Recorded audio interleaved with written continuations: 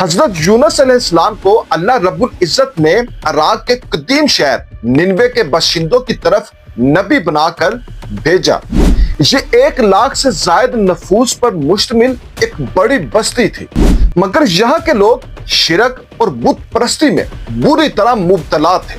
حضرت یونس علیہ السلام نے طویل عرصے تک انتھک محنت اور صبر کے ساتھ انہیں اللہ واحد کی طرف بلایا، مگر وہ قوم کفر اور ہٹ درمی میں ڈٹی رہی اور ان کا مذاق بھی اڑاتی رہی۔ آپ نے انہیں اللہ کے عذاب سے بھی ڈرایا، مگر ان کے کانوں پر جوں تک نہ رینگی۔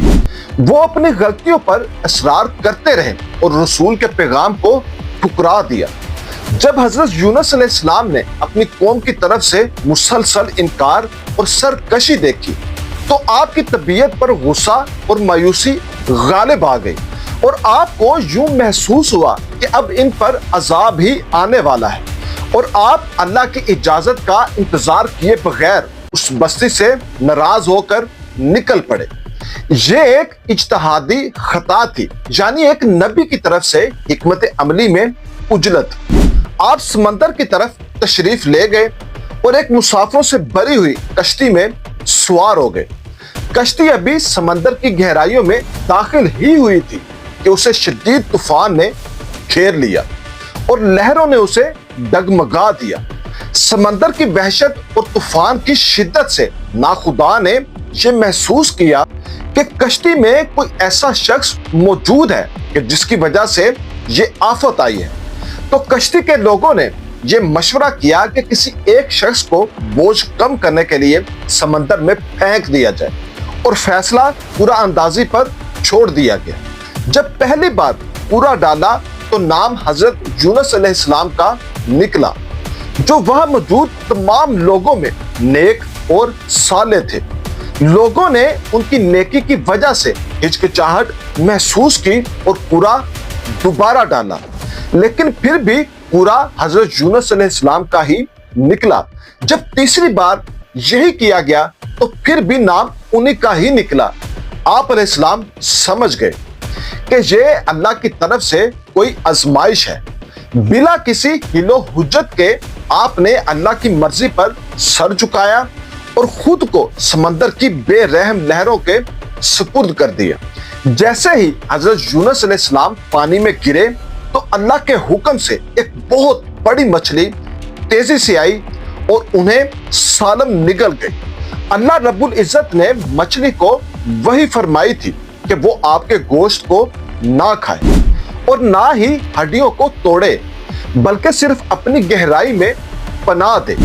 اب حضرت یونس علیہ السلام 3 گہرے اندھیروں میں تھے: مچھلی کے پیٹ کا اندھیرا، سمندر کی تہہ کا اندھیرا اور رات کی تاریکی کا اندھیرا۔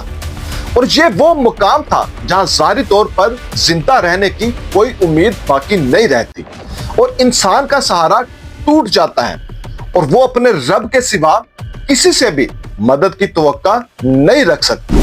سمندر کی گہرائی میں مچھلی کے پیڑ کی اس خوفناک تنہائی میں حضرت یونس علیہ السلام نے اپنی خطا کا اعتراف کیا اور اپنے رب کی عظمت کو تسلیم کیا، اور ایک ایسی دعا پکاری جو ہر زمانے کے لیے مشکل کشائی کا نسخہ بن گئی۔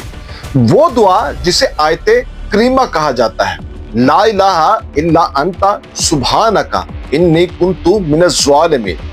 تیرے سوا کوئی معبود نہیں، تو پاک ہے، بے شک میں ہی ظالموں میں سے ہو گیا۔